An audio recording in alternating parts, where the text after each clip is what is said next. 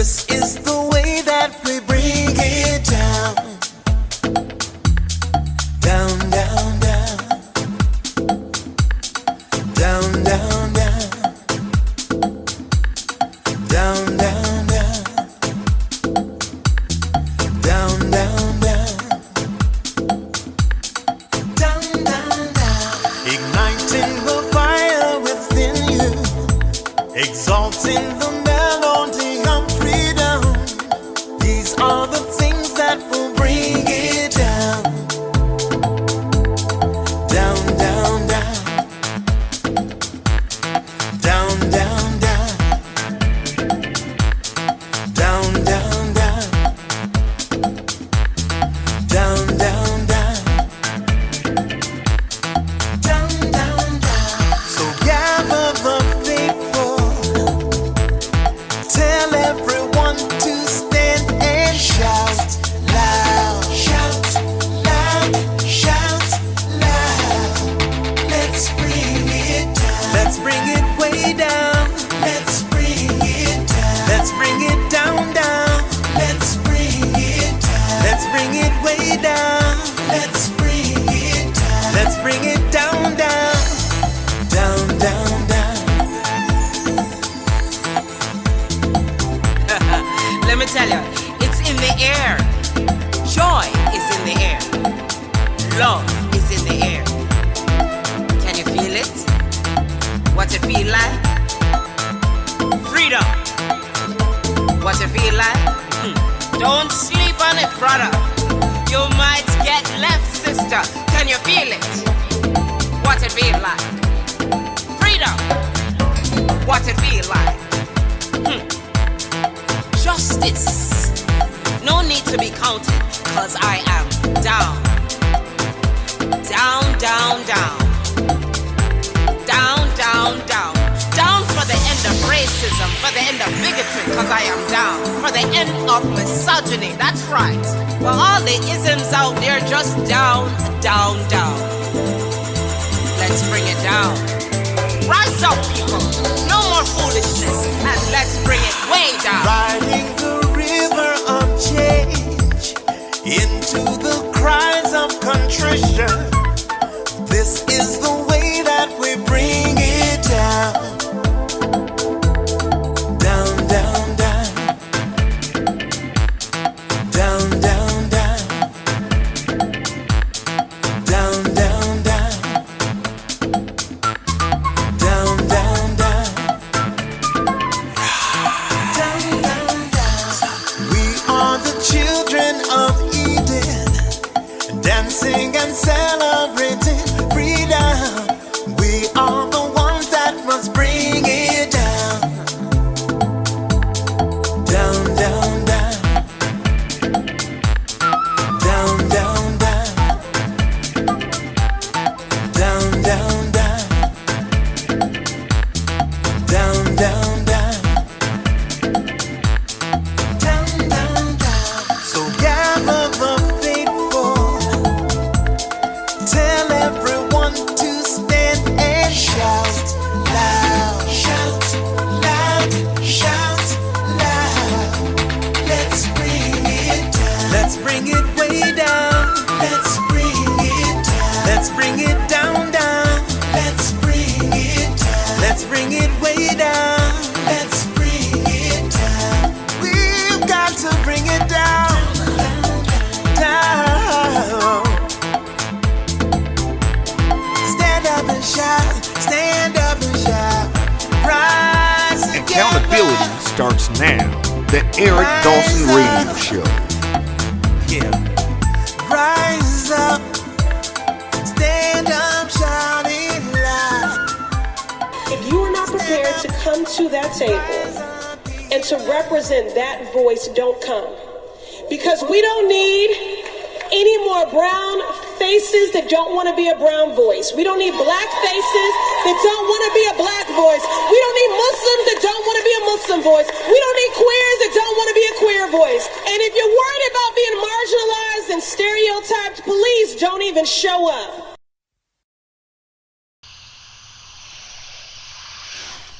Good morning, Eric Dawson. I Good take a morning. deep breath, man. Good You morning, know, Kevin good Jenkins. morning.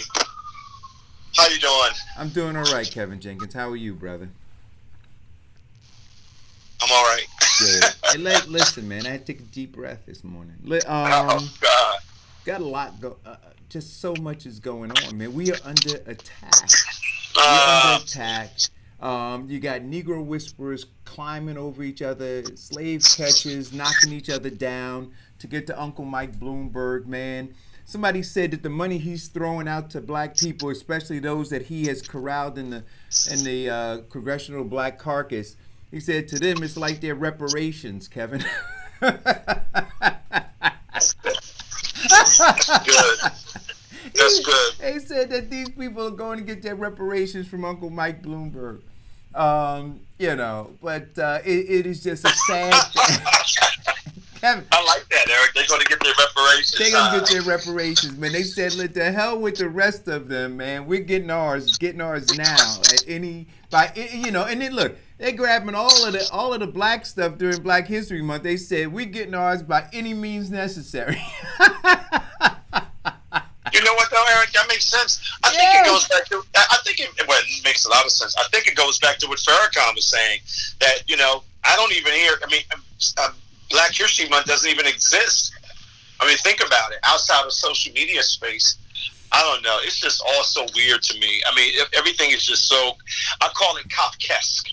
I don't know if anybody read Kafka when they were in school, but I had to. I was forced to. But what we are metamorphosizing into right now is just absolutely. It's just strange. But to me. Kev, the fact that black folks are not absolutely and utterly offended to watch these black folks go cape for Mike Bloomberg. And the thing is, I'm literally, well, you know what? I was going to say they're putting their integrity and their reputation and all that stuff on the line, but I don't think they care. I don't think they have much to begin with anyway. And, they don't really care how people see them. They're in it for the short game. But it is so apparent to see all of these people with all of the things that are continuously coming out. And trust me, because Mike Bloomberg, he was a Republican. Then he became an independent, and now he's a Democrat. He did engage in stop and frisk and a number of other things. There was an article that came out yesterday in the Atlantic where Mike Bloomberg blamed the 2008 financial crises on the fact that Congress stepped in, right, and said that redlining was wrong. He said if it weren't for them stepping in and weighing in on the fact that redlining was wrong, he said we wouldn't have had the 2008 financial crisis. So I want you to understand this. And so all of these, I was going to say again, I got to keep pausing because the only way that these local elected officials who are going and caping for him and grabbing these bags of cash, and I told you they had their brown paper bags ready. I told you that, right? So they got their brown paper bags ready. He's offering them tons of cash to blackwash him. And I was going to say, Kevin, that these folks have to go back into their own neighborhoods where they're supposedly representing these black folks and give an account for what they're doing. But nobody's holding them accountable in their own neighborhoods, so they don't have to do anything. So they go and collect the money, right? And they come back to their neighborhoods in their fancy cars. They come back to these poor neighborhoods, these downtrodden neighborhoods, and then they get offended when a guy like the president, says that they're rat-infested neighborhoods. But they'll get offended by that.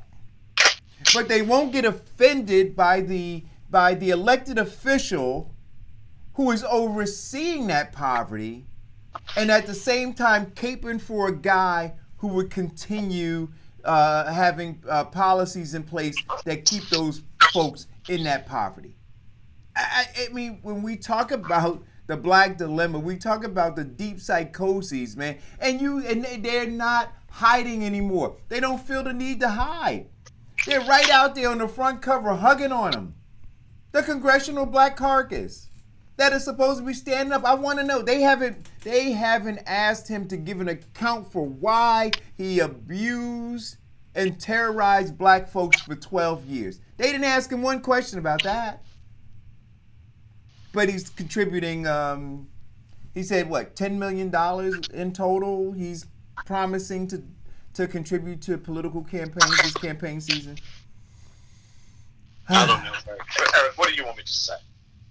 I have nothing else to say. I told you yesterday they weren't going to do anything. But I do say that. I will say this. I will say that there are people out there, and I've been consistent, that are asking questions, pushing back, and they are being put on the list. Those Negro Whisperers are being put on the list so we can always remember what their role was around this issue. But so I'm going to give those people that's out there every day consistently like we are talking about these issues credit. And I think that social media now has made it very difficult for these people to hide in plain sight. But you know what? I would hope that if they don't, the rest of that is this. They don't hide in plain sight, so everybody gets to see them, and then they're held accountable, and they're taken out to the woodshed, right? That is the progression. But what we see is that we have this great social media, that folks are out there outing them, but then you can hear pin drop. Like, so they say, this one took money, and you hear crickets. Right? You hear the feds are crawling all over City Hall in Orange, and you hear crickets. You hear that the water's contaminated in Newark, and you hear crickets. So yes, we do have this social media, Kevin, but and people, there are people who are outing them, but the majority of people are sitting quiet. I want to play a clip, audio clip. Yep. And I don't know that this is going to be a segue into that segment that we talked about before the show, but this audio clip at the end of this series was compelling to me, compelling enough for me to record it and to play it. So here we go. Oh, wait. Where is it? Oh, I don't have. Wait a minute. I guess I can't play it. No? No, I don't know why, but I'll get to it, and no, because it's important for me to try to play it. So hold on, here we go. Let's see if I can get it now. Nope, still can't get it. I don't know what's going on. Anyway, we'll try to get it after a commercial break, and if we can get it, then we can play it. Can we talk about the Kobe Bryant thing for a minute? Oh, absolutely. I had every intention on talking about that this morning. Okay. We spent we spent a considerable amount of time on it the last couple of days, but I'm really. I made an earlier statement about the fact that I thought that Snoop Dogg shouldn't have used the BITCH. He should have used that word. I thought that I knew that they were going to pounce on that as opposed to dealing with what Gail had been doing and what Oprah's been doing and what a lot of people like them have been doing and attempting to further destroy what's left of the black male's image in this country and around this world. And they are agents, and they participate with all of the major corporations to do that on a daily basis. But I knew that they were going to pounce on this. I knew that the Negro Whisperers were going to come out and they were going to say, "Oh, you shouldn't have called her that." Then we kind of knew somebody was going to come out and use the term misogynistic, and we knew It's the rhythm of change. This is the sound of redemption. This is the way that we bring it down. Down, down, down. Down, down, down. Down, down, down. Down, down, down. Down, down, down. Ignite sing the melody of freedom. These are the things that will bring it down. Down, down, down. Down, down, down. Down, down, down. Down, down, down. Down, down, down. So gather the faithful. Tell everyone to stand and shout loud. Shout loud. Shout loud. Let's bring it down. Let's bring it way down. Let's bring it down. Let's bring it down, down. Let's bring it down. Let's bring it way down. Let's bring it down. Let's bring it down, down. Down, down, down. Let me tell you, it's in the air. Joy is in the air. Love is in the air. Can you feel it? What it feel like? Freedom. What it feel like?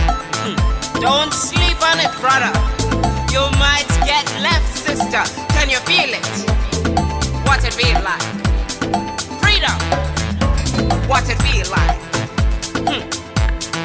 Justice. No need to be counted, cause I am down. Down, down, down. Down, down, down. Down for the end of racism, for the end of bigotry, cause I am down. For the end of misogyny, that's right. For all the isms out there, just down, down, down. Let's bring it down. Rise up, people. No more foolishness, and let's bring it way down. Riding the river of change into the cries of contrition. This is the way that we bring it down. Down, down, down.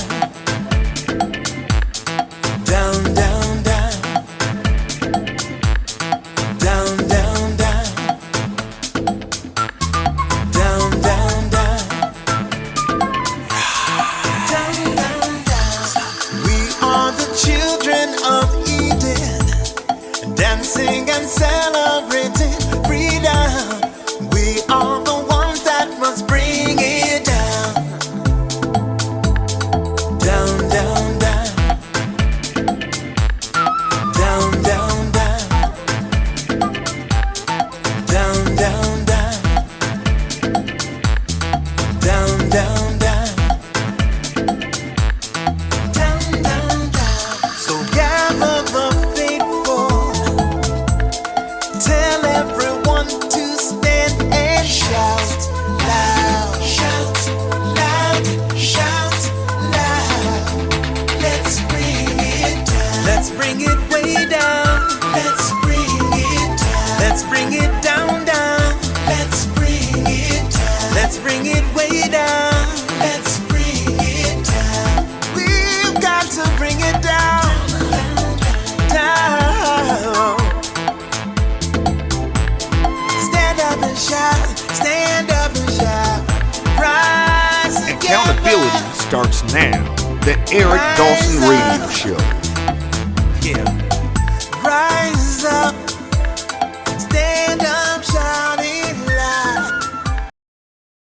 Man, I can't tell you what happened, Kevin, but I appreciate everybody sticking with us. Welcome back. Where did we leave off? Well, we were talking about Snoop Dogg, Yes. and I'm not surprised what happened with Snoop Dogg. I'm not surprised he came out and apologized. I thought that they were going to slant this the way that they did, and I thought that all of the Negro Whisperers, and I thought that the Corporation of White Supremacy was definitely going to run to Gail's side. Not majority of America, and particularly Black America, don't have any respect for her whatsoever. So she couldn't go there. Black conscious people that are, that understand what's going on. Right. So, I'm not surprised because he has a contract with Viacom. She has a contract with Viacom. I'm quite sure he was called to say, could we squash this because it's messing up both of our brands. It's messing up our company's bottom line, but it's messing up your brand. But they had to go to the black man to get him to do it. And she didn't have to apologize for anything for inciting this and causing this pain. She doesn't have to apologize because she works for them. You got Joe Scarborough, who I was stunned that he had anything to say about it, but that's the corporation of white supremacy. He has white privilege, so he thinks he can weigh in on anything that he wants to weigh in when it comes to our pain, when it comes to why we feel the way we do, why we understand the history of why they destroy us, annihilate us, and kill us.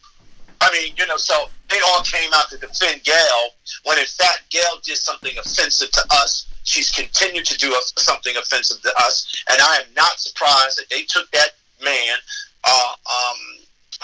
Snoop Dogg, and did what they did to him, and then he blamed it on his mother, Right. which was even, Isn't that crazy? Which I thought was ridiculous. I mean, he should have. I mean, his statement. I mean, it was ridiculous. So what happened was, we had, and we talked about these two women, Gayle King and Oprah Winfrey, and what they've been hired and paid well to do to black men, in particular, and the corporation white supremacy that supports their effort, right, encourages it.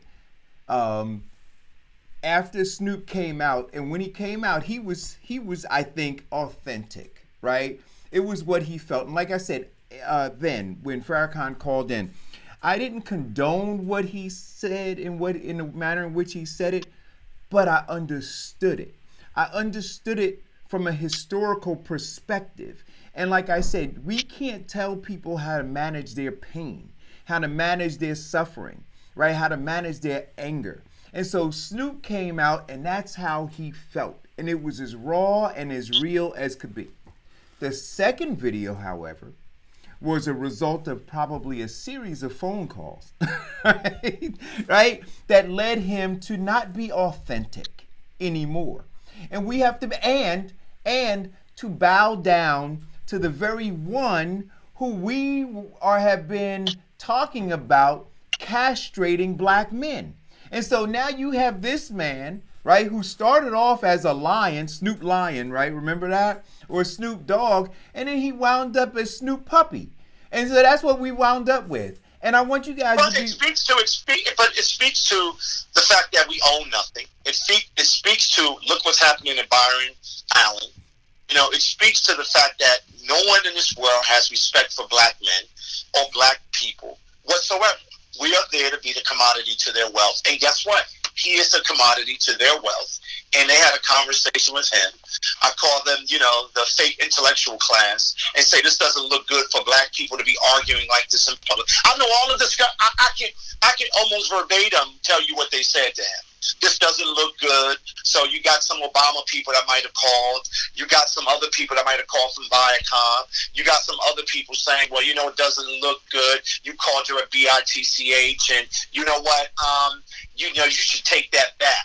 Then he got Natishi Coates out there caping for the corporation of white supremacy. He done wrote a book and wrote about reparations and lost his goddamn mind. Kevin, man, I take you, Kevin. And then you got Al Sharpton. Then you got all of these people talking about how horrible the black man was. See, the face of hate, the face of anger, the face of all the things that are bad. Right? Not realizing why he said what he did, not putting it in context, and understanding that there's a deep pain in him because he knows without a shadow of a doubt what he really is in this country. So you got all of these people now having a debate. See, I'm telling you, the corporation of white supremacy is genius. They never lose. The playbook is brilliant. They never lose. They won again. I gotta tell you, I'm just, every day I say it with such reverence. Because it's so smart. They have us distracted yet again. They have us unfocused yet again. They have us talking about stuff that really is irrelevant. We know, everybody knows with Gail, and everybody knows with Oprah, and everybody knows with those. That's why entertainers bother me so much in the culture that we live in now. But let me tell you the other thing. Snoop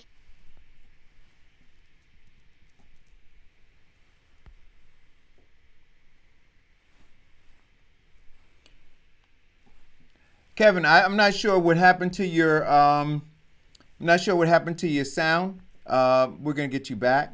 We're having a lot of technical difficulties today. I'm going to get Kevin back on the line. Okay, you were saying what Snoop did? Well, but here's the deal. Even though Snoop had a lot of followers that chimed in and liked what he had said and felt his pain, right? Here's the deal. Snoop Dogg does not speak for all Black Americans. And and what they do, they put him in that space to speak for all of us. Well, that's what I was getting to when I said so. But we also allowed. Let's see if we can get this call in this time. We allowed Snoop to go to the front, right? That video that he did got nearly 1 million views, and you had a lot of people who were cheering him on, saying, yeah, get her, because of what she's doing and how she's allowing herself willfully to be used. And then after he got in that position, and this is what I'm going to say, and the Corporation of White Supremacy looked and said, okay, so Snoop is going to be the leader in this thing? Then what we're going to do is we're going to take him out. And like, what did they say in the letter, in the Willie Lynch letter? We're going to take that slave, we're going to tie him to horses, and we're going to pull him, then we're going to tar and feather in front of everybody so that you know not what to do. And that's exactly what happened. Now, to me, the language is not the issue. The issue is standing up against what we see as obvious dilution and discreditation of Black men. Caller, go. Well, I'm about to put a razor on a gentleman's head, so I'm going to keep my emotions calm this day when I speak about this, okay? But I'm going to call Snoop the biggest Negro whisperer, okay? And the reason I'm saying y'all are giving him so much gentle sweetness, okay? Listen, Snoop ain't nothing but a nigger for what he said, okay? And the reason that they tarring and feathering him and ripping him apart like in Willie Lynch letter is because he serves no more purpose. He's a useless slave now because he went against their system. So, and they should be, okay? This is a man who, I'm going to be honest with you, I stopped listening to him about 20 years ago or so when he made a song, and in the song he said, I keep my flag on the left side because that's the Crip side. At that point, I was done with him because, one, he don't live that life, and he's still encouraging Black children and Black youth to live that life. Let's dismiss him on that alone. Okay? I agree with you on that. Let's not give him credit and character. Let's assassinate his character to the utmost. Okay? Because here we got a man telling jokers to join gangs and to be part of that lifestyle, and he's going to be protecting the good name of Kobe Bryant? That's out of here with that. There's that right there. So he's a Negro whisperer. Let's send him on his way. Because he was whispering not to the political side. He was whispering to the ghetto side. He was whispering to all those young kids that we're trying to stop and help out here. So we can get rid of him too. So don't protect Snoop. Snoop ain't nothing. So if they want to tar and feather him because he's of no use, then let him. No. Don't get me wrong. I'm not protecting him. What I'm trying to do is protect the right to speak out against what we saw as obvious abuse toward Black men. But that's not what he was doing. And don't even believe it. Don't even believe it. He acts like such a gangster, right? But everybody remember when he was crying at his trial, when he won the trial and was crying. Now, I've been to trial a couple of times. I ain't never shed a tear. I knew as a gangster, okay, that this was the life I lived in. If they gave me the 30-hour station, I would take it. See, that's gangster. Gangsters don't cry. Gangsters don't talk all that stuff. They don't call out women, right? And none of y'all would be saying it if it was your wife. I just wish Dale had a husband that was half a man that would have went and checked Snoop personally for that shit. But here's the deal. Here's the deal. See, this is what I did. This is what I knew was going to happen. I knew it was going to be about Snoop and not about the issue that we're talking about. I said earlier that I did not agree with the way he said it. All right, I did that. I said that was not the way. That was not the best forum to discuss this serious issue about what they were doing to this young man while he just died with his daughter, Kobe, and his wife and his family. I thought that Gail, and this is what I'm saying, this is where we've gotten away from, about Gail and what Oprah and what people like them have done by being tools of the corporation of white supremacy, and their active role is to destroy the image of the black man. Now, when I said on the show the first time we talked about this, I said I did not agree with what he did, and I said that he played a role in this whole misogynistic, atmosphere that was created around this subculture that came out of gang rap or whatever y'all want to call it. I said that the last time we talked about it, but I'm getting to something else different this morning. First of all, here's the problem with Black America. Snoop Dogg was never he doesn't represent me. He doesn't speak for all of Black America. So but that's what he was trying to do. Let me finish what I'm saying. Let me just say, but what Oprah and what the corporation of white supremacy did was make it about that. Oh, everybody's following him. Oh, people are saying what he's saying. He doesn't represent all of us. We're not monolithic. We're not monolithic in our position. So they go to the entertainer like Jay-Z. They go to the entertainer like Snoop Dogg. We deserve this. They go to Gail and they go to Oprah to continue the destruction. That's what the Willie Lynch paper said. So now we're talking about Snoop Dogg and what he said. Okay, I think 85% and 95% of the people said he should have said it differently. But there's a bigger issue here. It's what Willie Lynch said. It's what we see happening in front of our faces right now. And that's why I was disturbed by the way he apologized. I understand that what you said, he's the greatest Negro whisperer. Okay, we got that. But there's something really insidious here, and we have to be careful when we allow people like him, and of all people like them, to speak for us. This is what we get. There's no voice in the wilderness that's saying, hey, you know what? Don't defend him. Don't defend her. Talk about the goddamn issue. Right, but I think that's the problem that I got with this discussion. Right, but I think you could do both. I think that. Oh, wait a minute. No. Let me tell you why you can't do both. And now, see, you say we could chew gum. Obviously, we can't.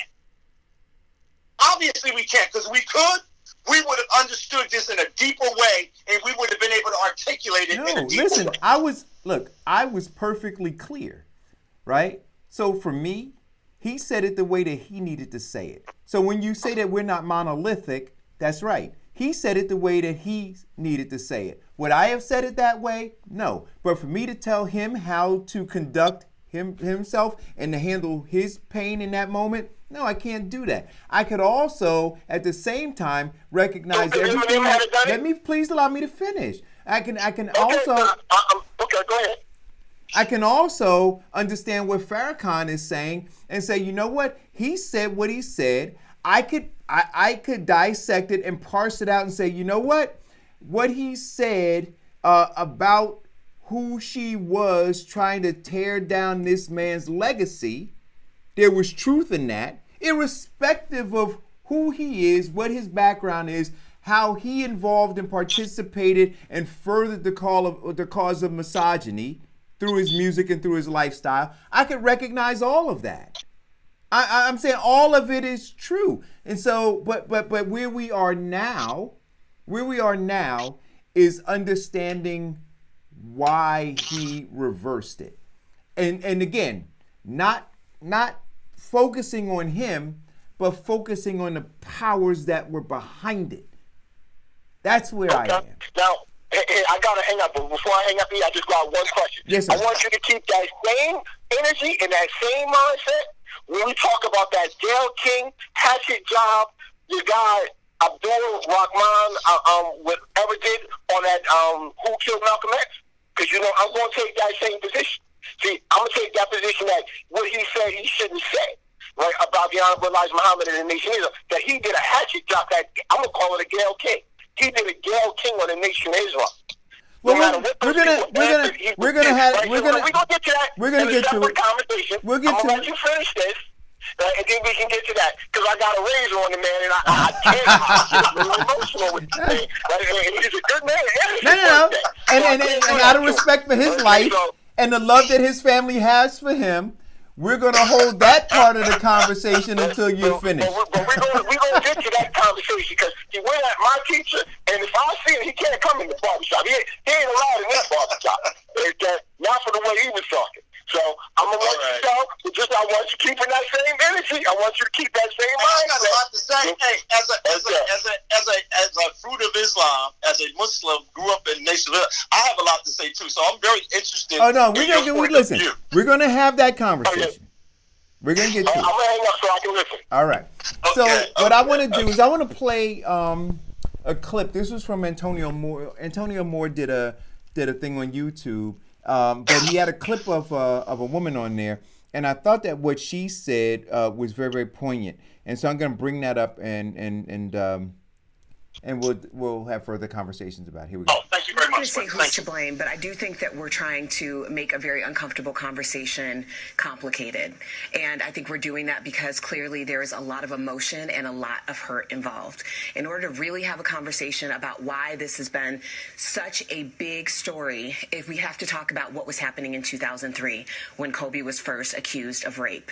There were two different Americas. We had white households whose parents were telling their white daughters to beware of Kobe's in the wake of O.J. Simpson. We had black households who were telling their kids about the story of Emmett Till, the 14-year-old black boy who was killed in Mississippi for allegedly whistling at a white woman in 1955, and we later learned that that wasn't the truth. So when we have these two very different conversations happening, we see this Kobe Bryant situation very differently. We have some people who see a black man who got away with raping a white woman. Some of us see a black man who was accused of raping a white woman and did something that was historically daunting. He not only got past these allegations and moved on with his life, but he went on to be great and inspire a lot of people. Some people will see his apology as an admission of guilt. Some of us see his apology as fighting for his life. And we think about Emmett Till and how many times he apologized for something he didn't do in order to fight for his life. So when we're having these conversations in mainstream media, especially as a black woman in media, we have to be so careful because this narrative has already been out there in a way that mainstream media was never about, because there was zero representation in 2003 to even have a thought of what the Kobe side could have been.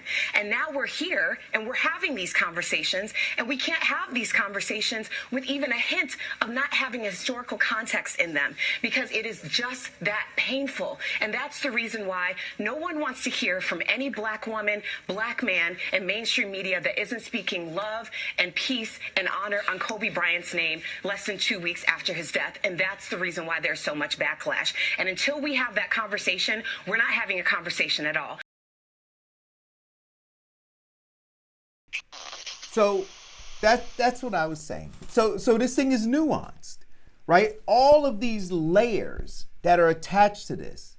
And so when she even evokes what happened with what was going on with OJ and all those things, which is why I look and I understand, and if we want to dismiss on some level Snoop Dogg, and I agree, he doesn't speak for all of us, but listen, he speaks for a segment of people who were dealing with whatever they were dealing with too. And in this moment, in what's going on, like I said, he checked her in a way that he felt he needed to check her. Whatever pain, whatever nuances were going on in his life, he did that. I would not have used those words personally, and maybe people would have said, Eric, you checked her too softly, or you should have done this, or you should have done that, but I would have done it in the way that I would have done it. But where we are right now, again, is that you have this woman who has yet to apologize for what she did, right? So all of this is going on. They now hired a media team that has something that says I'm with Gail, right? And so they're back on code. They're marching. They're moving forward. They're going to try to sweep this thing under the rug. And here we are having these obtuse conversations. Well, it's good that we're having it, because 25 years ago or 10, 15 years ago, we wouldn't be able to have this conversation unless it was on some sort of talk radio show or something that we might not. That we wouldn't have been allowed on. Right. So thank God we have this format. Thank God we have this outlet to have this discussion and break it down in a bigger way because we normally wouldn't get this chance. I think this is the thing that, and it's funny when I say the corporation of white supremacy, people get confused. The construct of race is a corporation, and the policies drive that corporation. And everybody now has admitted, and even the majority of your presidential candidates admit, that the structure of systemic racism has ruined our ability as black people to live a prosperous existence in the country that we built. So now when I say that, I want everybody to embrace it and breathe it in because it's active every day. You just saw how active it was with Gail. You just saw how active it was with Snoop Dogg. You see how active it is every day with people getting on trying to explain something that you can't explain away.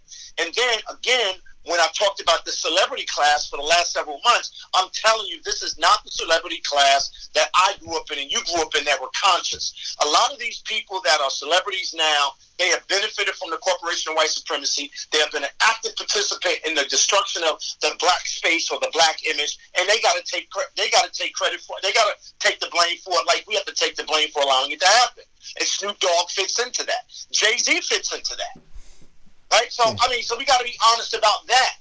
So, at the end of the day, what Gail did was horrible, but I got another point to make about this that I didn't really think about until Courtney brought it up. We have spent a lot of time talking about this thing that's happening in our community and who's messaging it, who's not messaging it, who's to blame or whatever. But all of us have missed one thing. Look at what this young man has accomplished up until his death. Forget about the redemption part. I'm not buying that. I'm not even using that term to describe him. This young man was an accomplished young man. He was an accomplished father. He was a man that was able to heal his marriage, keep his marriage together, and then as he pursued his life outside of basketball, what does he do? He goes and he coaches a bunch of girls and play as an active role in a coach for them so they can aspire to be great. He said his daughter was going to be in control of his legacy. Right. That was a hell of a guy, and he was learning. And he was developing. Could you imagine what he would have been 25 years from now? The way he was thinking, what he was trying to do. So we missed the opportunity to celebrate him because of what Gail did. We missed the ability to celebrate. I don't think that we've missed the opportunity. Let me finish my point. But I don't think we've missed the opportunity. Let me finish my point. Go ahead. But see, you getting right. But see, I'm trying to go somewhere. Let me say this. Because we are. In everything we've read, we've heard some people talk about what Kobe is doing, but it's about what happened with Gail and Oprah and what Snoop Dogg said. Right. That's all I'm saying. But I'm saying we haven't missed that opportunity. We need to put this. We need to squash it. We need to end it. We need to cut it off, and then we need to get back to celebrating this man's legacy. No, you're right. No, I'm just saying. Yeah, I think you're right, Eric. No, because if we don't do that, then we give them the power to do what they always do. Call a go. That's right. And if you notice, Eric, I have seen some of the most horrible men in our country die, and I've never seen any of them ask those questions. I have never seen the media, and you know why? Because the face of danger, the face of hate, the face of evil, the face of everything is black. Yeah. And we have the right to be upset about that. We have the right to question that. We have the right to be outraged by it. And guess what? Social media is telling that story. Yep. Antonio Moore told that story. Yeah. Boykins told that story. Eric Dawson show told that story. Everybody is telling that story. Call it go. And we got to stop it, and we got to fight against it because if they listen, they already wiped our warrior class out. I don't think y'all understand what they did. They wiped our warrior class out, and it's called mass incarceration. Caller? It's called New Jim Crow. Good morning, guys. Good morning. So I don't know where I came in the conversation because I kind of just came in, but let me do say this, okay? He was very wrong, and so Gail was wrong, but we know there's some people we can't have high expectations of, right? No one in America no black American should have been surprised about what Gail did, and it was wrong. And yeah, we have to call it on the carpet, but I think when you start mixing that conversation of how you talk to a woman and what is considered or deemed disrespectful, only a black woman, he could have only gotten on social media and called a black woman out of her name told her we'll come and get you in a do-rag and a smoke-filled room. Only could that have happened to a woman. And his apology as a woman, I don't take it because I kind of felt like it was a half-assed apology, but the two wrongs don't make a right. You were just supposed to apologize because your mother is a woman. She's a woman of color, and so there should be never a language like that we come against the black woman. We can't say that because her crime was so ugly, and definitely agree with Kevin that, listen, Snoop isn't my, he ain't a spokesperson for my family, for my friends, for anyone. He shouldn't be a spokesperson for our community. No, he's not in that way, right? His presentation was undignified. He had come on, man, that was crazy, right? And what he did, which often happens in our community, is we have this real bad dastardly deed that was done, Gail, and her behavior. And honestly, his behavior to me outweighed her behavior only because she was a black woman was that done. He wouldn't have done that to Gail's husband. He wouldn't have said that Eric Dawson, he wouldn't have called you a bitch and told you he was coming to get you. You know what? I disagree with that. I honestly think he would. I honestly think that he would. No, and so what I'm going to tell you, I'm going to give my opinion on that. I honestly think that he would. I've seen, and whether you like some of those guys on, who, Farrakhan said he's a fake thug or whatever you want to call it. But those guys, they get on their social media platforms and they call each other out and they do all kinds of stuff to themselves. You tell me. They do it on. Let's go through it. You tell me the last time Snoop Dogg has said anything foul about a man in that way, and there have been times in his career where he was even considered the worst of the worst, where he was in the culture and he was promoting the culture in his music. But you tell me the last time he got on the social media with all that sorry that some black men have done or said stupid things. He's never talked in that aggressive way. Once he did that, he crossed the line where I'm not going to support him. So I'm going to ask you a question. I want to ask you a question. I want to ask you a question. We as people can have a person. I can support Kevin's narrative that Gail and Oprah Winfrey is trash. I can accept the way in which it comes out of his mouth, the language that is used, as Kevin says, giving fact and data behind what he's saying. I can accept that, and I will rock out and try to destroy her. But once a man of color, especially, and because we have to start putting those bonuses where they belong, a man of color got on social media and called someone's mother a beast and said, I'll come and get you. He was obnoxious, and so, as all of our issues do, because his obnoxiousness was so obnoxious that people started defending the root of the evil. Because you have to. If we don't, who are we? That we don't say your words were disrespectful to a woman in our community. The trash she is. But we fight trash with trash now, and we approve of it because he was expressing his opinion. Like, come on, that's not cool. That wasn't cool, and I agree with everything else you said. But I don't think that anyone should give him any slight, any reasoning. There is no justification for such behavior to a black woman in this country, in this time, in this period, in this state. Okay, thanks for the call. I love it. All right. Caller, go. We got another caller? Hey, good morning, guys. How are you? Good morning. Hello. Hey, so I said that I was never, ever going to be commenting on this again because I'm so over Gail and her nonsense and Oprah. But this is what I have to say. He was wrong in his approach, yes. But his apology that he came out with had to be as loud as it was because of his approach when he first confronted her. No, he shouldn't have confronted her that way. No, he shouldn't have publicly confronted her. No, he may not publicly confront another black man like that. That may be the case. However, what we can't ignore is he was a part of a culture that started degrading black women. So when he came out and he attacked Gail, the first thing he should have talked about was an apology of how he was the creator of how people respect black women. So he didn't just sit on the sidelines and say, oh, you know, Gail did X, Y, and Z and she's coming after black men.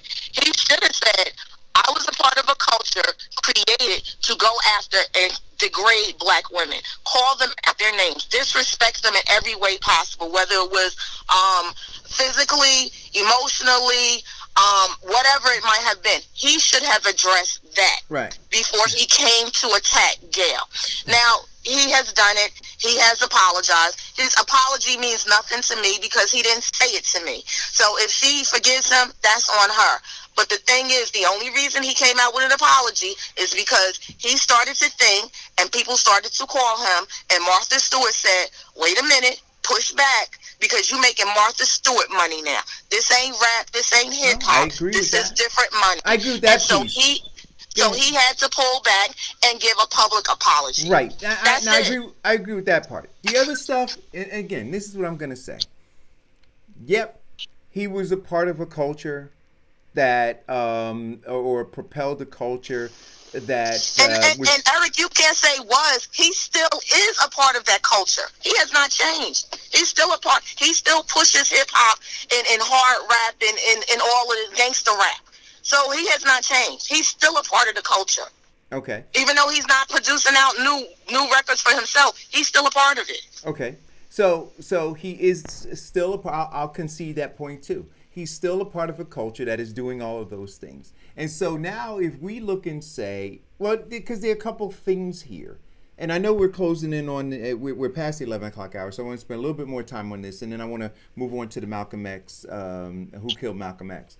One, are we prepared to say that there's no line a woman can't cross, no line, I'm saying no line, that a woman can't cross where a person, a man, can be so infuriated as to refer to her in a derogatory way? Are we saying there's zero line? Is that where we are? Yeah. Well, No, see, you know what? Well, let me see, because what I'm going to say, you answered my question, so I'm going to respond. You said there is a line. There is no line. Yeah, but you can't just. That's so not a yes or no question. Well, I asked you a yes or no question. You said yes. So you're full of crap. So here, no, and I'll let you expound. But here, go ahead, man. Go ahead. I'm not going to take up another minute. Right. Go ahead. No. But what I want to say is this: that what I want to.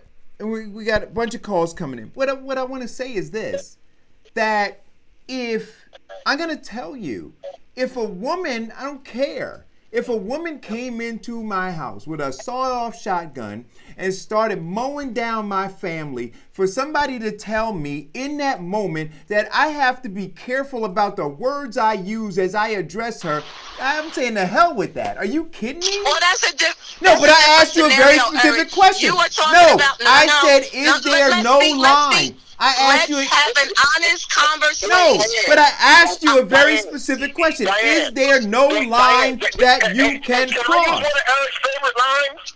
Can I use one of Eric's favorite lines? You're mixing apples and oranges. No, I'm not. Yes, you are. No, I'm not. Because what I'm getting at... With a gun, and me saying, bitch, you better stop or get the hell out, is different than I interviewed Lisa Leslie about Kobe Bryant and wouldn't let it go, that she wouldn't say that Kobe Bryant was quite possibly a rapist, and then calling her a bitch and said, "Don't make Wait a me minute, come but let after me. you." There's two things. Wait, I didn't agree with the lady Renee that called up. I was feeling some type of way about what she said. It would have never been okay for me to call her a bitch. Wait a minute. Let me tell you something, Eric. The way that we allow the The way that we allow our people to talk about us. But I'm not at that point. No, it's how I'm we not. allow other I'm people gonna to mute talk the about phone us. because I. And Go ahead. See, but what I'm getting at is this. What I'm getting at is this. Is every single one of you want to determine.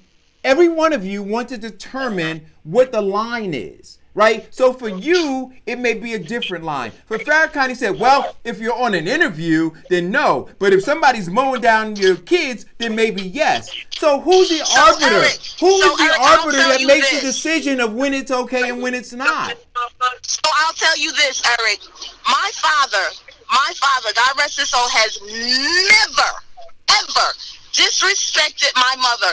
Ever. I appreciate never that. called her out her I name. appreciate that. Ever. I appreciate or any, that. Excuse me. Or any other woman. Okay. So that comes from integrity. That comes from knowing thyself, and that's having respect for people and women around you. Ever. But, wait a minute, but you just said, but Kevin just said we're not monolithic. But wait a minute, we just determined that. Wait a minute, we determined that we're not monolithic. So if we're not monolithic, then we're not monolithic in our thinking. We're not monolithic in our emotions. We're not monolithic in any of those things. So for you to determine that a person who may be under some sort of a duress by a woman who in his or her mind they believe cross whatever their line is, for you then to sit and say because you're not in that same position that, oh, they needed to approach it differently. I think we got to be real careful with that is all I'm saying to you. Right? Let me just say this. If that's okay, I'm going to give you that, Eric. But then I'm going to say, well, Snoop, why you didn't say that to Suge Knight? You went to another man. You went to Jay Prince, Snoop, and begged him to ask Suge Knight to let you out your contract. You wasn't such a gangster with him. You wasn't that with another man because you knew that man might whoop your ass. But we can have that conversation too. Either. You can't be gangster with this one and not and with I'm that saying, one. I agree with you. I carry it a certain way. But I agree with you. But I'm saying to you, all I'm saying to you is it is more nuanced. Listen, just like Jesus said, he said, look at the sty in your own eye before you look at the sty in somebody else's eye. And so I recognize the level of nuance here. And all I'm saying is this. I can't tell people how to manage their pain. I can simply say I wouldn't do it. But now for me to become the sole arbiter that says nobody should do it, I think we need to be very, very careful with that. People enough to manage their pain a certain way, and then you're going to ridicule them if they don't. If the black folks in there don't step up and say something about bad water in this town, or politics, or shameful politics, you're going to say there's something wrong with us. You're going to ridicule the people in North for that. So how you not going to ridicule that? You can't have it both ways, bro. You can't have it both ways. Farrakhan, you know why? Because the rooster has come home to hatch. That's why he can't say it. Because he demand respect. And every black woman should demand respect. And they should not be called out their name under any circumstances. And if they allow it, and if the men around allow it, listen, the men I'm going to tell you. I'm going to listen. I'm going to be a first. Argued and cursed out women. Okay, in my life. So I'm not saying I'm clean, but I'm not going to sit up here and say that I'm right either. Right. I was wrong. What I'm going to say to you again is this. All I'm going to say is this. That Kevin, stop being an instigator in the background. No, actually, I said everything that I was going to say on this issue. I think that I'm going to sit back and let everybody listen. All right. Wait a minute. I think Diane is absolutely spot on. I thought what Jody said was spot on. I think that what you said was spot on about Snoop. I think what Eric is trying to say is that, whatever your level of pain is, but let me just say this thing. This is what I said earlier on. The corporation of white supremacy is genius because we are having a discussion about something that we should stick a pin in.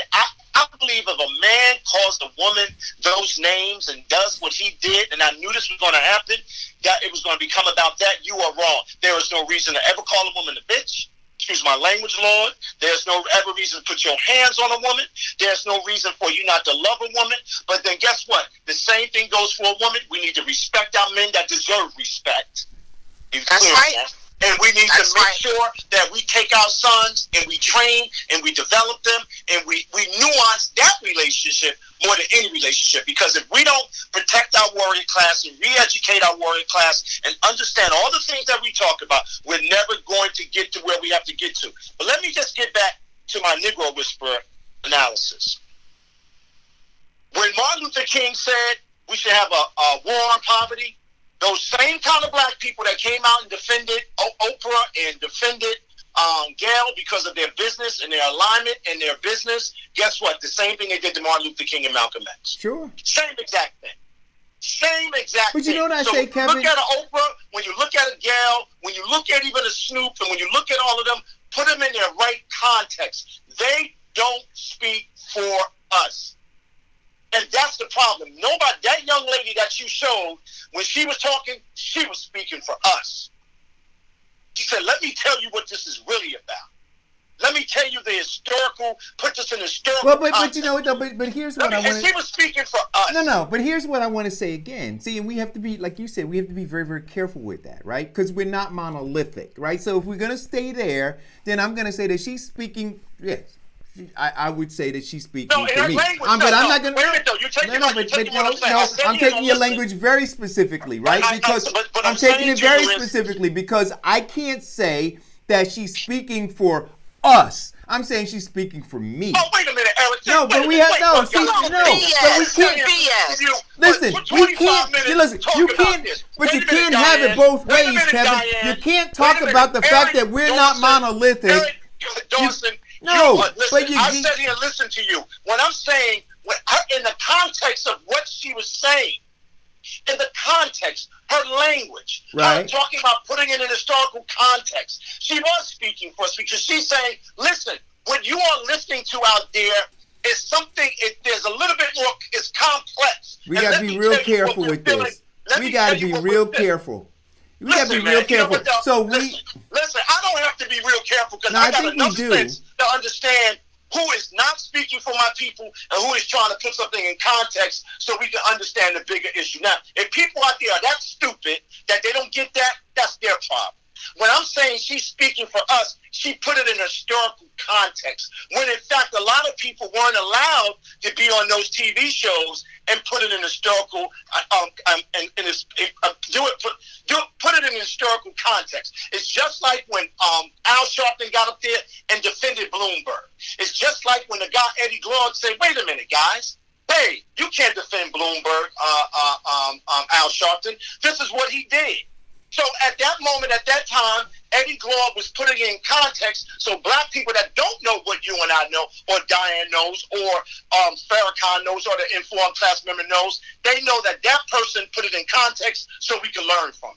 So he was speaking to us in the sense that know your history, know who you are, understand that. That's all I'm saying. Right. No. So that I can agree with that he was speaking in context. That she was speaking with some context.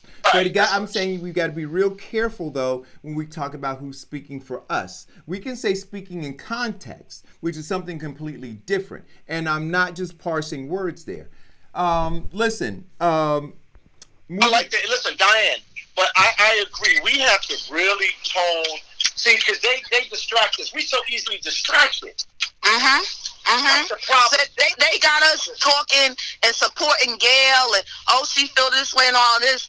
And again, we are not talking about the culture in us and how we speak and respect each other. Because this is way past Gail. This is way past her. This is about our music. This is about our kids. This is about a generation of people who are dying and listening to these messages and this music and don't have the common sense to know it's just music and you shouldn't try to live these lives of these entertainers because it's fake. It's fake. You know what though? And Eric, and that's a big issue. Look, for instance, when we see our young men walking around with their pants hanging down, that came out of that subculture.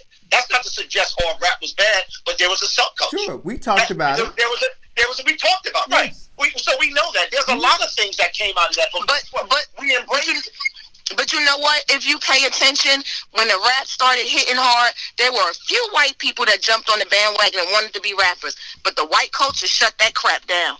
They shut it down. They left it to us to be out there and to degrade ourselves. They left it to us. They said, no, let them do that. I think, Diane, we need to push back on all of that nonsense. And guess what? Now Snoop Dogg comes out there. He states his position down. Now we have a right to explore who he is. And I think, I'm glad we're having this discussion about Snoop and other people like him. But I'll give you an example. If anybody calls any woman in my life a bitch, I'm gonna have a discussion with her because they wouldn't do it to men. I'll give you a prime example, Eric. Gail and Donna and all of these black women go to that council meeting every Wednesday. Not Gail. Gail sat on the council 4 terms. But defending black women, defending black rights, and this administration sends men in there to try to intimidate those good women. And guess what? No women in Newark come and stand with them and say, you will not do that to those women. So you see what I'm saying? So women are complicit too. So now, check this out. If I walk in that room right now and sit my black butt in that council chamber, I guarantee you one of them came and said something to me, they'll be wearing a bracelet on their mouth for a year. Because they know not to come to me like that, because I am a real man. Now, I blame women for that. I don't see no women going down there protecting those women, and I dare say no men. I don't know what the hell to say about them. But you got a culture of misogynistic. I'm being misogynistic in that building. You got rape in that building. You got assault in that building. And I don't see not one black woman outside of those women that go down there and fight against it all the time. So women are accepting it too. So please, you want to dig deep into that? Let's dig deep into that. See, I'm gonna say something, and I, my hope was to move on, but after I say what I'm gonna say, I don't think that we're gonna move on. Because what I'm gonna say is this, right? I can't, and I want to ask you to read some of the comments in the thread. I saw what Rakim Singleton wrote though, and addressed me. What I'm gonna say is this. I'm going to lean into the camera when I say this. Ready? So we're so fixated on this word, right? But we don't focus on our behavior. So let's take all of the self-righteous people who don't use that word, right? But you treat women that way, right? Everything about you is dismissive, is disrespectful, right? Every single thing about you. But what you hang on is, but I would never use that word. I'm gonna ask you, which is worse? See, because when I look, like for all of the people who are now hanging their hats on this self-righteous hook of the word we shouldn't use, right? But I look at the women, I look at all of the women, Kevin, I look at the women who were handing out the water, the women who stand up on the front lines of the fights, the women who do all of these things. And for all of you self-righteous men who might be in this thread or might look at the show later and say, oh, but I would never call them a B word. Right? I'm saying, but look at your actions. Look at your actions. Like, are you serious? So that's what. So see, when I say let's get into the nuance of it all. See, because it's the same ones who say, "Oh, my queen this, my queen that." So they substitute the word "be" for queen, but the behavior, their mannerisms, the way they treat and disrespect them is still the same. See, don't get me started, because I'm sitting here listening to this. See, because now I'm gonna. Because I'm listening to this self-righteous conversation, and I saw a couple comments in the thread, but I'm telling you, all of that self-righteousness does not equate to a change in behavior. Yeah, so yeah, you don't use the word. And wait a minute. You talk about the word. Wait a minute. You talk about the word that Snoop Dogg used, and you talk about the misogyny that he participates in, right? So we'll use present terms. But I'm asking you who don't use the words, what do your actions represent? No, you Stop can't. it. Stop it. Wait 1 minute. Now, wait 1 minute. No. Now, wait 1 minute. Wait 1 minute. We having we having a holistic conversation. If we don't talk about treatment, or are we just talking about words? Are we just talking about words? Is that what we are on words?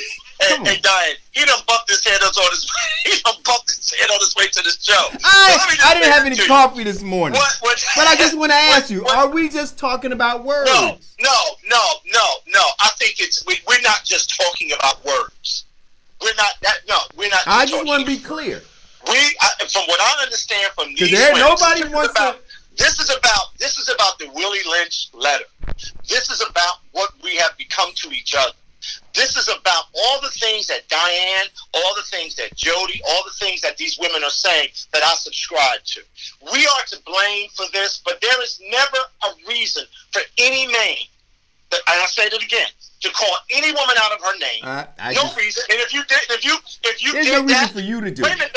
You got to listen to what I'm saying. You got to put this in context. You gave an extreme analogy of somebody coming in with a gun and shoot my family. I ain't gonna call her no name. Well, that's just conflation. It's not conflation, that at a whole Kevin. level. Because I'm trying to get back to what these women are saying that I absolutely subscribe to.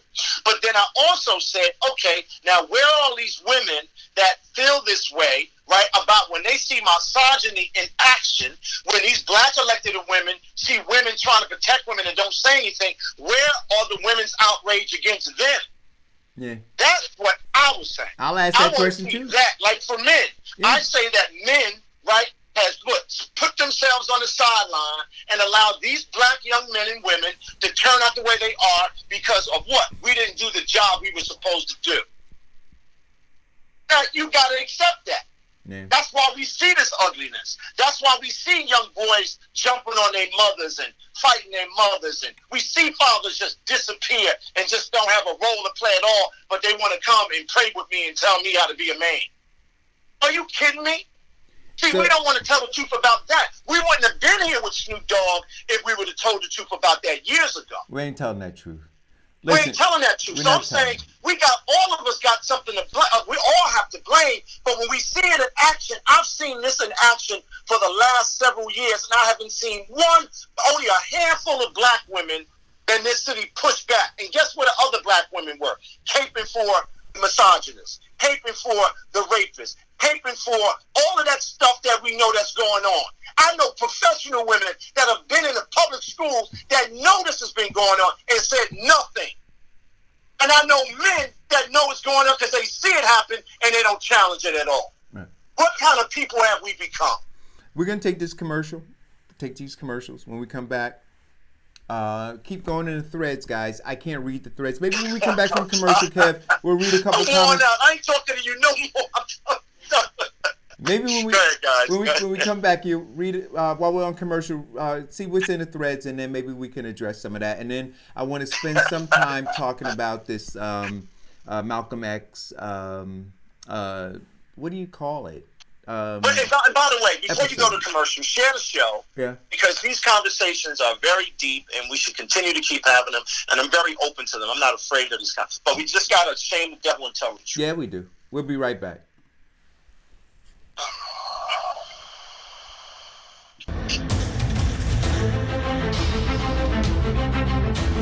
Black Belt Security and Investigations has armed and unarmed guards that can protect what is important to you. For security you can count on, visit www.bbsillc.com or call 1-800-493-1859 today. It's time to turn up the heat in your house or apartment. So here are some fire safety tips from Diane L. Murray Insurance Agency to keep you warm and safe this winter. Don't overload your electrical outlets. Keep flammable items away from fireplaces and space heaters. And put a fresh battery in your smoke detector. Turn to Diane L. Murray Insurance Agency for your home and renter's insurance, or bundle it with your auto insurance and save. Call 908-686-4609 or visit dlminsurance.com today.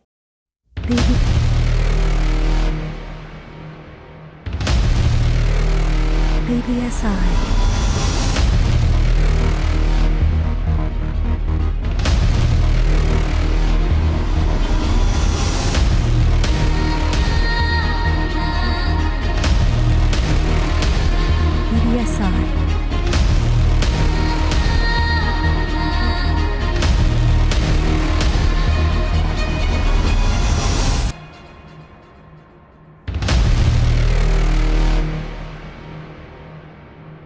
bbsillc.com.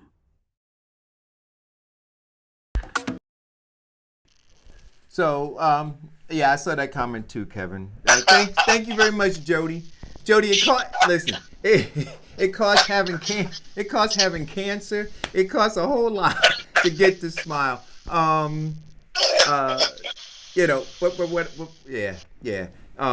That'll lead me on a whole conversation about healthcare and the need for everybody to have healthcare, because if I didn't have it, I'd be in a really bad way right now. So the fact that you noticed it, there are a lot of people who had similar situations that I did, and health issues, and weren't able to get them, and still aren't able to get them addressed because they don't have adequate health care, or they have no health care. So that's what it always brings me back to when I think about it, or when I look in the mirror and I smile. But on to this: who killed Malcolm X? Kevin, I saw it, man, and I've been in a couple threads because I was in that space for the early part of my life.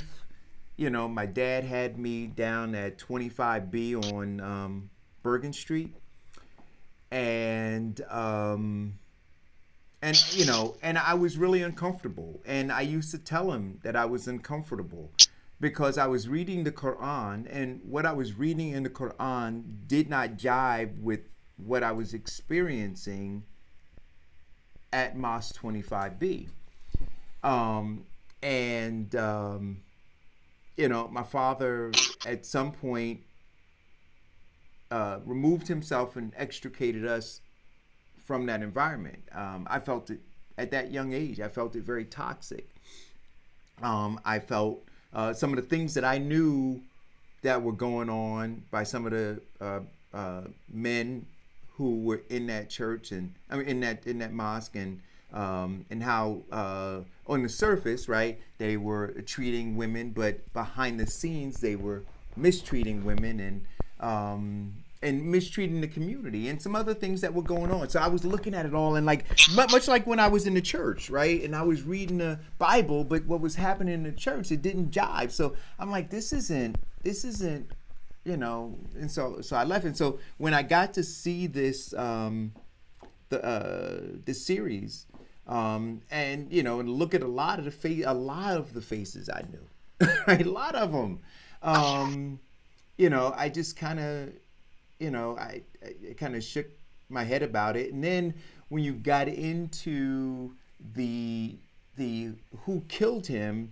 and the false arrests, and the imprisonment, and the ruining of 2 lives, right? And the cover-ups, and the collusion and conspiracy that was apparent between the Nation of Islam, or at least the higher ups, the lieutenants, some of them within the Nation of Islam, and the feds, and possibly local government.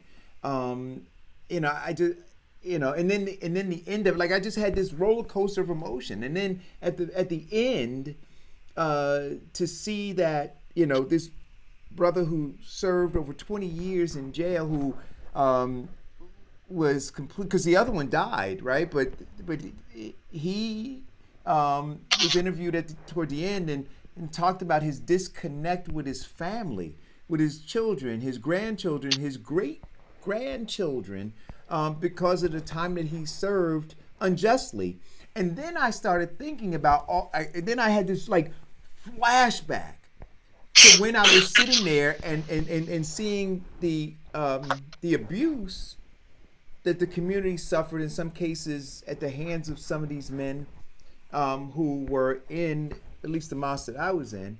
And I'm saying to myself, that same abuse was passed on to this man's children and grandchildren and great-grandchildren, because they knew, and they allowed him to sit there in jail, allowed his family to be utterly destroyed. I'll say it again. But you know what, though? I think and that they didn't open their mouths about it. Yeah. This goes back to the discussion we just had about Kobe Bryant and about the legacy of Kobe Bryant. And it goes back to, how, these narratives can be distorted for whatever reason. But the one thing for certain, one thing for sure, the corporation white supremacy is absolutely genius. Yet again. So let's just break down this narrative just a little, if we can, in an appropriate manner. I was a benefactor of the teachings of Elijah Muhammad. I was the benefactor of the teachings and empowerment of Malcolm X and Marcus Garvey and all of the great men of my time and all of the theologians we talk about all the time and black theologians that we adore. So I'm the benefactor. I'm the benefactor of that. Kevin D. Jenkins, 31X, Akbar Muhammad. And I'm the benefactor of the deeper understanding of who Malcolm was and who Malcolm was to black people and who Malcolm was to the Nation of Islam. So we say that there were bad men in these institutions, and absolutely correct, because the religion, 9 out of 10 times, religion, the corporation of religion, they're a group of bad actors. But the faith that comes out of those teachings are the things that I try to grab on as a human being. So let's back into what you were just talking about. Without a shadow of a doubt, the death of Malcolm X had an impact on you, an impact on me, and an impact on all black people, because he was our prince. He was our truth seeker. He was the other balance to Martin. He was the other balance to Marcus. He was the other balance to Elijah Muhammad, right? And to me, if you put them all in a space, those are all divine men that are speaking truth to power like Jesus Christ, the real Jesus story, the real Jesus narrative. So, okay, fine. So when you talk about the damage that was done, there were groups of people that were incarcerated and imprisoned, right? Because we're going through this right now when we're dealing with mass incarceration. We're going with this right now, how they're trying to roll back the reforms of bail reform. All of the stuff that we talked about in New Jim Crow, Alexander's book, all of it happened in real time there. So we see that these older men should be exonerated. That's number one. The damage that was done to their families, we can never repay them for what was done. So as a community, we should be asking for them to be what? They should be absolved for what they were accused, because it's going to have a long-term impact on and continue the damage that's done to their communities. Now, done to their families. So now let's jump a little bit to talk about what the Nation of Islam was. The Nation of Islam to this country was a country that was an institution that was evil because it was empowering people. It was evil because it was helping us to define our families outside of what they think our families should be. It was independent when it came to educating our children and empowering our children and having a school where our children can go to learn about themselves. But guess what? In the middle of that, there were some devious, greedy men that wanted to destroy that because they were jealous of Malcolm X. Right. That's the internal stuff. Now, on the government side, the government, you now know, if you don't know any way about how the government acts or reacts to black men that are trying to do something constructive, trying to do something that's going to empower their people, trying to lend their voice to the issues of their time, they demonize them, criminalize them, they devalue them, and if they can, unfortunately, they will kill you. Right. But you will always have some Negro whisperers in the midst of that storm trying to distort who those men were and show how they did it to Malcolm X. So you see it now. You see that when people say the government is actively working against us, you saw it. When you saw that it was an organized effort to get black people in our community to help them to do it, you saw it. One man even said in that whole thing, well, I had to feed my babies. That's why I betrayed Malcolm X. Absolutely. I had to give him mouth-to-mouth resuscitation, because that's the excuse that they make now. So you got to put it in context. So you saw what the government did. You saw what some evil people within the institution did, and it worked, because after Malcolm left, there was no organization that was able to be managed. And what Louis Farrakhan has is a small group of what was left, and guess what? That has not transcended whatsoever. So that's the thing that I was getting at. Look at the collateral damage. And the other part that I was quite astounded by, Because we can break this down in so many different ways. When I saw those elected officials in that space having that conversation without context, it was insulting to me. Now, all of the other Muslim brothers that were having the conversation, they was having it in context because they knew what, they grew up in Temple 25. They were fruit of Islam. They were a part of the Nation of Islam. So I gave them a bot. But when the elected officials are having that conversation, I said, didn't they know that this story was going to be about this? And this is the only thing that you It was inappropriate for them to be there. It was inappropriate. It was inappropriate. It was inappropriate because it's a very serious issue. To me, at this point, because I'm going to tell you, when you say who killed, who didn't kill, or whatever, I was looking at this slightly different. Yeah. Because see, that's where the corporation of white supremacy wants to take me. Yeah. But I'm not going there. I'm going to tell you that's why the black church has been neutered. That's why the black moral voice has been neutered. That's why the black radical voice has been neutered, because we've been displaced by Snoop Dogg and Gail and T.C. Coates and the other guys talking about stuff they have no concept of. Didn't even live it. Don't even understand it. And that's the thing that I want people to do. Go back and watch it again.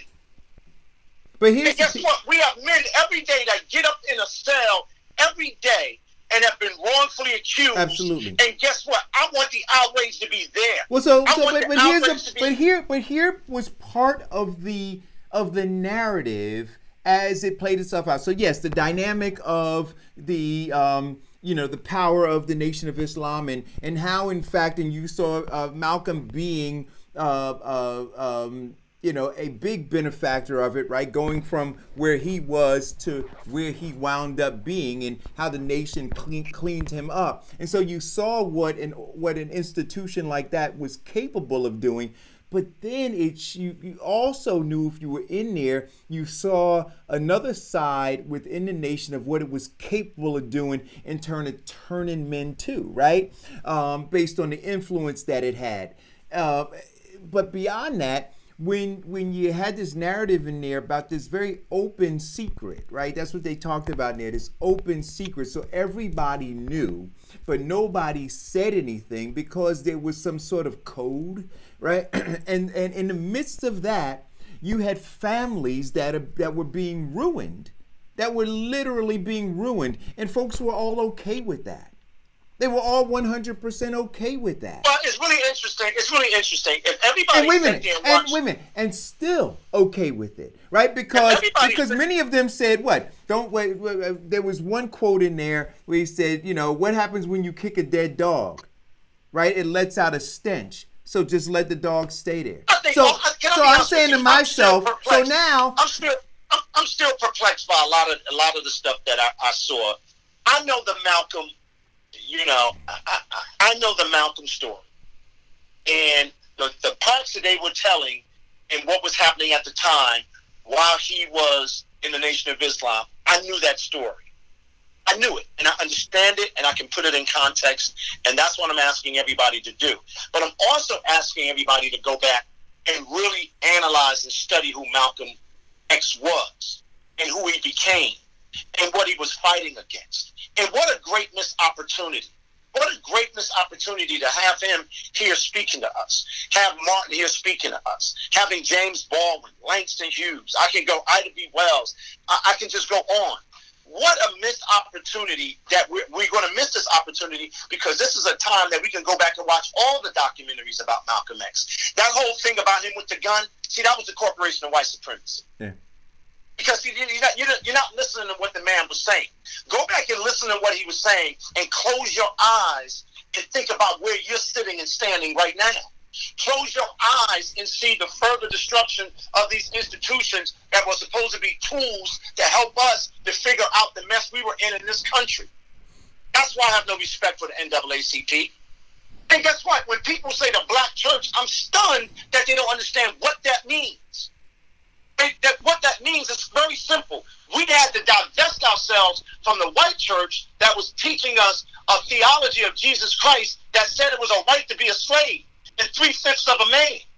So we had to create the black church AME church, the Black Baptist church, so we can start talking about liberating Jesus Christ. So now if you look at Malcolm and you look at his narrative and how he transformed, that is the best Christ story you're ever going to see in your life.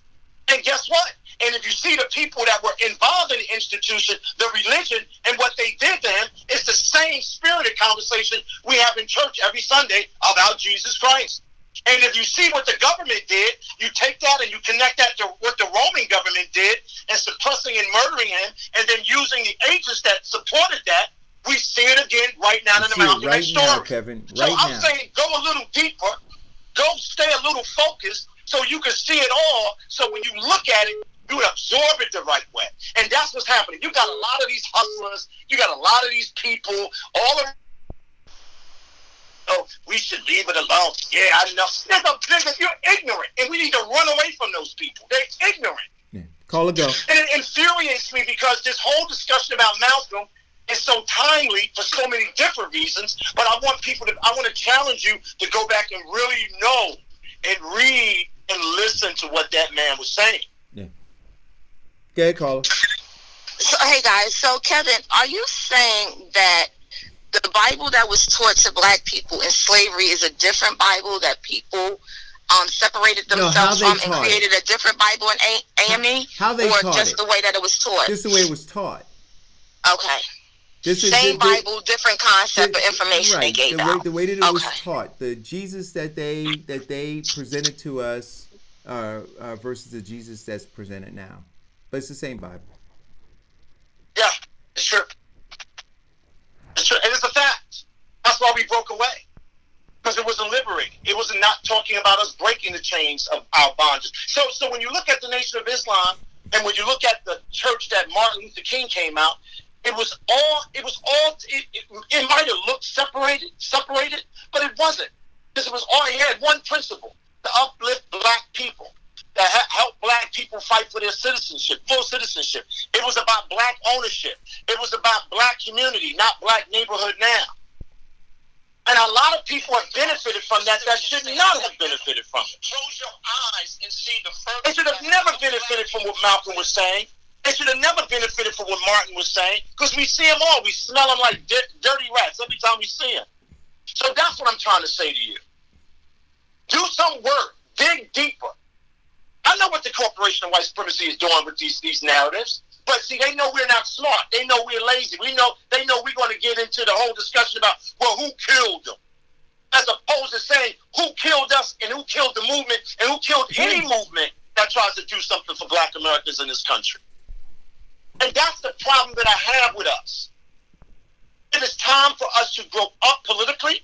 It is time for us to grow up socially and understand what our place is right now. And if we continue the same behavior, we will not have a place. That's why I'm telling you all at home, don't worry about the barbarian at the gates. Worry about the barbarian inside the gates. Listen to what Farrakhan said about Black History Month.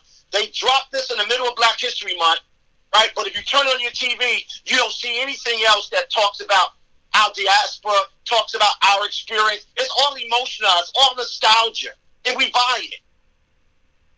And that's why I'm doing the show with you, Eric. That's why I do it with you, Diane, because we have to break through. You know what, Kevin? That's very true. I was listening to the council meeting from Hillside on Tuesday, and one of and I'm not going to mention the council person, but if people know, they'll know. There's only one white male, and he was talking about another council person who did a Black History program last Saturday. And I have been talking to my husband about, you don't see anything in social media, you don't see anything on TV talking about Black history or celebrating Black history or anything like that. But so there was a program, they had the program, and this white council person said, they asked us, does anybody know what 1619 was? And he went on and he said, I didn't know what 1619 was. He said, then I Googled it. And then he said, I never knew that this was a day that was so important, a day of celebration when they brought over the first boatload of slaves to America. So people are very disconnected, but people are also ignorant. and they allow ignorance to fester within the communities. Yeah. Well, it's because they have the right to. See, the problem is we don't have any rights. We don't have full citizenship. So they have the right to say whatever they want to say. They have the right. Listen, I can't call it what I want to call it because I know my family listens, they don't like it. But all of this fake outrage now bothers me because the things that we should be outraged about, we're not. And that's why I wanted to start this discussion in the next couple of days about the story. I want people to go so we can really have a big conversation about Malcolm X and have a big conversation on how this government is still playing an active role in destroying who we are and using our people to do it. I can't get away from that. Concentrate on anything else. Call it go. Yeah. Hey, I just wanted to say, I didn't call to yell because you guys have handled that documentary pretty well, so I don't have to hurt somebody and mess nobody's lines up, okay? But I would like to say something that since we got to the top of the Black History Month, and last month we read Miseducation of the Negro.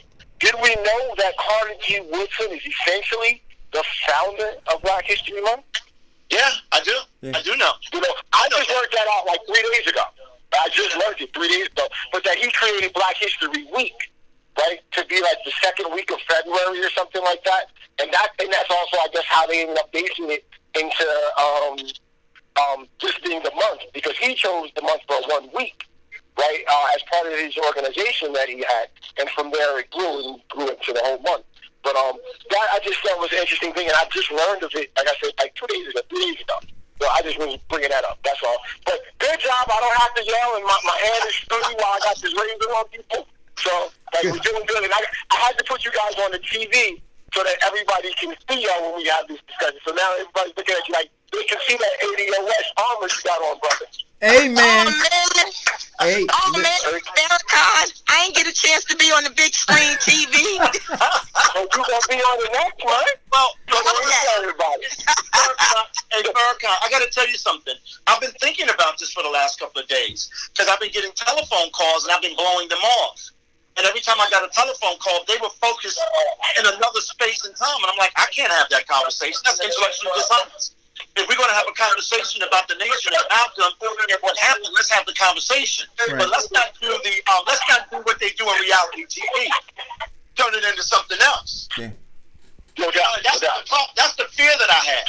That everybody watched it because they wanted to see Malcolm with the gun. They didn't want to see Malcolm the global. Well, because that's what they've seen. That's what's been on the big screen. I had a 2-hour conversation last night with my daughter about it. Right? And I'm listening to her, she was like, Dad, did you see this? I was like, yes. And we had a long talk about it. And she had, hates to some of those men. She's like, Dad, he's been at our house, hasn't he? I'm like, yeah, that man is like, this is family fun. Right? Some of these men that were on there. So, it was an eye-opener for her, and she doesn't know the story behind Malcolm X, right? Like, she knows the headlines, right? But she doesn't really know what it was. So for some people, I think it's going to be informative. The only problem I have with it is that because you took it from the Gayle King bias perspective, that for some people, if it's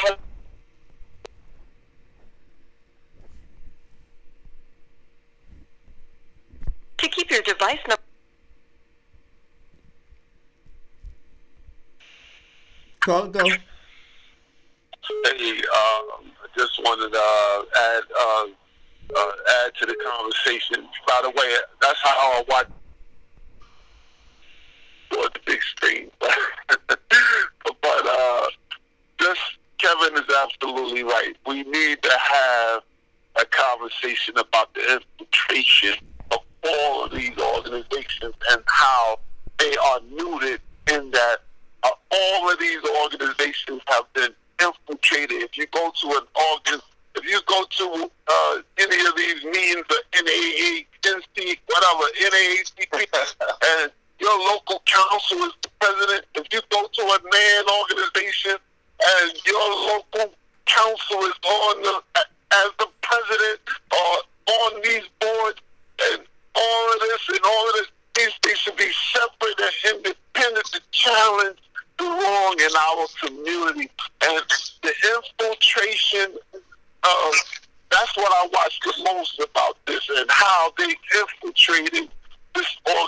information and how they got close to him and how they were able to manipulate minds and have brothers against brothers, sisters against sisters, and just make our organization powerless. And you're absolutely right, Kevin, that we need to have a larger conversation about the institution of these organizations that's supposed to be separate and independent of government, but government has its hand deep down in there to keep them muted. But that's all I wanted to say. Well, you know what, Mike? It's quite obvious. It's quite obvious that we're not sophisticated enough to see the third hand that's operating when these stories come out, and especially during Black History Month. I guarantee you that, there are Black families that go home every day and turn on some garbage, and nobody's saying, hey, listen, this is a reflective month for us. This is a spiritual month for us to try to reflect on who we are as a people and what we should be doing. So I expect you, and here are some things that I expect you to watch this month, right? So we have the power to do that. Right. And we have the power to teach our young men how to treat their women. We have the power to teach our young men how to protect our community.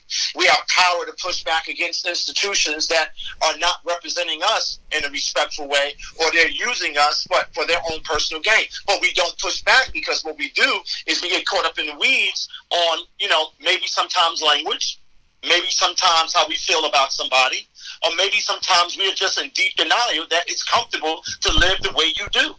And all of these people that are going around here, Assalamu alaikum me and God be the glory and all of that, some of them need to be kicked off the island too. Yeah. Because they're using it as a crutch, right? And while they're using it as a crutch, we're not having a real conversation about what those books represent to our salvation and our humanity. And when I see people walking around here looking like Arabs, when I see people walking around here speaking in other tongues, I get quite confused. Because I want you to speak tongues about the racial wealth gap. I want you to speak tongues about the burning buildings we're sending our kids to every day, the factories of death. I want you to use your spiritual force to make some sustainable changes in the Black space in America. I don't want to hear you talking to me like an Arab or talking to me about using some theology that doesn't make sense to me. Yeah. I'm confused by it all. I want to apologize for Farrakhan. I was trying to bring in another phone call, and we've had all. That's all I'm asking, Eric. That's all I'm asking for 10 to 12. 10 to 12. That's all I'm asking. Give me a break. And I say that, and I don't say it in a respectful way. I think it's absolutely horrible, and that's why I said the other day, I now know what's wrong. And everybody laughed. I said, Newark is cursed. Yeah. Our energy. Listen, there's some things in the middle of that story that you have to pick up on. Yeah. And there's a darkness. And we got to accept that. What the hell is wrong with you people? So, the last couple, and I finally did do the artwork, Kevin, for the book. So, I got to try to find it. So, we're not letting them off the hook, Eric. No, they got to do some work. We're not letting them off. When we talk about Malcolm, they got to do some work. A lot of work. So here's the book. When affirmative action was white. We're going to do this March 5th. Yes, March 5th. March 5th, guys. Yep. I have not gotten my book. Diana, you still there? Yes, I'm here. Yes, I'm here. I'm holding on. Look, I done been in and out of clients' offices and houses. I'm with you. Diane, have you started reading it yet? No, I'm going to wait until I read it on the plane. I'm saving that for my plane ride because I got a long flight. Good. And I'm downloading the Malcolm X Netflix thing so I can watch that also with my daughter. And I'm going to give her the last one, the Willie Lynch paper, so we can read when we get there. See, so she can read it. This is taking action. You understand what I'm saying? This is taking action. This is all the things that we're doing. For you to take these things, Diane, it's so encouraging that everything that we've read, everything that we've talked about, you've shared with your family. You guys have had discussions about them. We've done it here. I know, Kevin, you do it at your house on a regular basis. And then all we could hope is that the Informed class does the same thing, right? And it encourages people within their sphere of influence to do the same thing, to get the books, to read the books. And maybe that's part of what I'll do too. And just a real quick, we talked about this with the with this ADOS thing. And Farrakhan, I'm glad the guys are at the shop and they're checking it out and they like it. And I'm going to bring you some sweatshirts and all those things.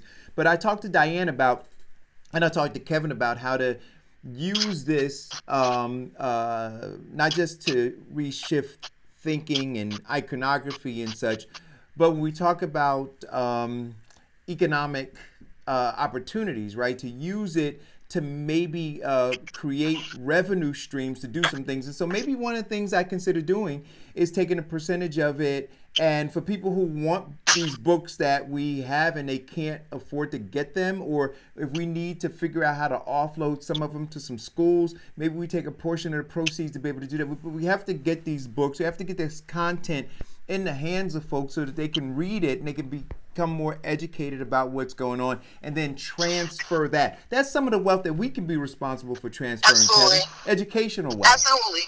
So let me tell you just a quick little story. My daughter, I told you, operates a school with one of her sorors. One of the things that they do for Black History Month, well, they do it all year since they've been starting, is they dress up, the teachers dress up in different characters and stuff from Black history, and then they educate the kids about it. So a couple of weeks ago, they watched a movie about Ruby Bridges. And so now the little kids have been chanting, the protest song, and they've been going home and protesting at home.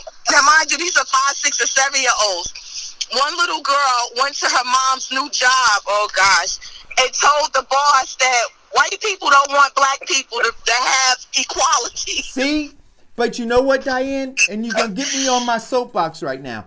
But this is exactly what I'm saying when I say we can't allow them to continuously socially engineer not only our children, but all children. Because it all starts here. All these white supremacists, these racists, these nationalists, they all start off as babies. Then they go into these institutions and then they're engineered through the educational system, right? And so if we look and say, you know what? We're not going to allow our tax dollars to go toward the miseducation, not only of the Negro, but of everybody. And if we go in there and work to remove those books and to put books in that tell the truth about this country, then you're going to have little Johnny and little Alice going home saying, hey, Mommy, I didn't know that Black people were foundational to this country. You see, now can you imagine the tremors that would permeate across the lands when that started to happen? And then in those households, those kids are pushing back against the false narrative that they've been getting. But as long as we allow, and you say it all the time, can we willfully drive our children into these factories of death, and then we allow these other kids to go in there and be miseducated too, in terms of how they see us and who we are. But look at our kids' behavior towards authority. Look what it's become. There's no wall. There's no firewall. There's no respect for authority. I mean, just the mere fact that I had to talk yesterday on the show about these young kids beating up a coach in front of Malcolm X Shabazz, and then the other team from University High, I believe, or University, whatever it is, they're spilled onto the court fighting and behaving in a way that didn't show that they had any emotional intelligence whatsoever. Yeah. And I'm saying to myself, now, what is the message that we're supposed to send to those kids? And that's what I'm watching. Like, I'm not going to go talk to old. Hey, look, let me tell you something. Jamila, Khalid, Kevin, all those kids out there. When you operate that way, I'm not going to come to you and try to figure out, why you did. No, you have to know when you act like that, there's punishment that comes with that. Right. That's how I grew up in my house. There was no deep analysis. There was no deep thinking about this. You screwed up, you get punished. You did it. You did the crime. You got to do the time. No TV. No this. No that. No this. No that. And it worked. My father and mother didn't come and try to psychoanalyze if I was unhappy for the day and did I get a meal at 3 o'clock. I'm trying to say they didn't spend no time in that space. And we got to send the right message to these kids. Yeah. It is unacceptable Just like we say about calling out women BITCHs and beating out, it's all unacceptable. Without dealing with that issue firsthand, we're going to have a problem. All right. We got 1 minute. Go, caller. Hey, I really got 1 minute, so maybe we'll talk about it tomorrow. That Robert Williams situation with the guy arrested for shooting the police officers. Yeah. You know, I dug in and I did some more research. Apparently, his arrest is on video because, you know, he went into a precinct and did the last shooting, put the gun down, slid it across the thing, and essentially surrendered. So all that beating, they did that after he was arrested. And they are parading him like it's just right. Now, we got to talk about that. Yeah, you know what? Farrakhan asked me to talk about this on the show today, and Kevin, I didn't remember it until you just brought up what happened outside of the high school. But there was a man who was who apparently shot at least one cop. Oh, I don't know what happened to Kevin, but apparently shot at least one cop, right? And then after shooting the one cop, threatened to shoot other police officers as well. I'm here. I think Eric. No, that's okay. We're off the air now. That's all right. No worries. Okay. But threatened to shoot more police officers. As Farrakhan just said, when they arrested him, he did not resist. He slid the gun across the room. And so the question is, no matter how egregious the crime was, right? And so these cops were feeling some sort of way. Did they have a right to lay their hands on him once he gave himself up? Absolutely not. We got to talk about. Yeah, we'll talk about that tomorrow. All right, guys. Listen, thank you all for tuning in. I want to play this clip because this clip was from the end of that Malcolm X thing, but I thought that it was so very, very poignant. So let's see if I can get it here. Thank you guys for tuning in. We'll see you tomorrow. Please hit the share button. I still can't get it. Oh, here it is. It won't play. I don't know. Anyway, guys, thanks for tuning in.